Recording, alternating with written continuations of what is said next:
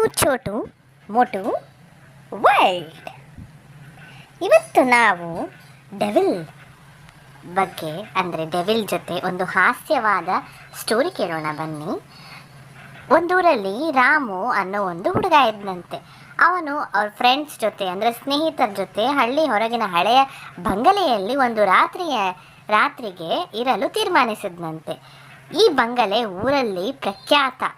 ಏಕೆಂದರೆ ಅಲ್ಲಿ ಆತ್ಮವೊಂದು ನೆಲೆ ಇತ್ತಂತೆ. ಎಲ್ಲರೂ ಮಂಜುಗಡ್ಡೆಯಲ್ಲಿ ಹೆದರಿಸಿಕೊಂಡು ಬಂಗಲೆಯಲ್ಲಿ ಕಾಲಿಟ್ಟರು. ಭಯಪಟ್ಕೊಂಡೇ ಒಳಗೋಗ್ತಾರಂತೆ. ಮಧ್ಯರಾತ್ರಿ ಬಾಗಿಲು ತಾನೇ ಬಡಿದುಕೊಳ್ಳಲು ಶುರುವಾಯಿತಂತೆ. ಸ್ನೇಹಿತರು ಒಂದಕ್ಕಿಂತ ಒಬ್ಬರಿಗೆ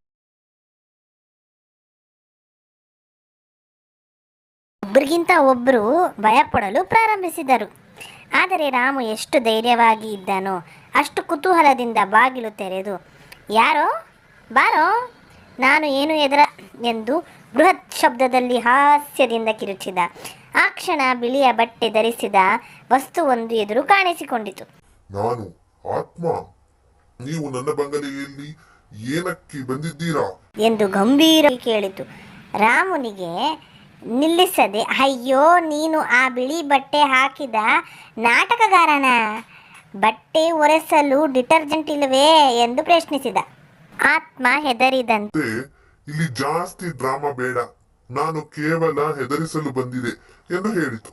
ರಾಮು ತಕ್ಷಣ ತನ್ನ ಸ್ನೇಹಿತರಿಗೆ ಹೇಳಿದ, ನೋಡಿ, ಆತ್ಮವು ಇಂದಿನ ಪಟಾಕಿ ಜೋಕ್ ಕೇಳುವುದು. ಇದು ಕೇಳಿ ಆ ಆತ್ಮ ತಾನೇ ತಲೆ ಹಿಡಿದು ತಕ್ಷಣವೇ ಅಲ್ಲಿನಿಂದ ಪಿಚ್ ತೊರೆದು ಓಡಿತು.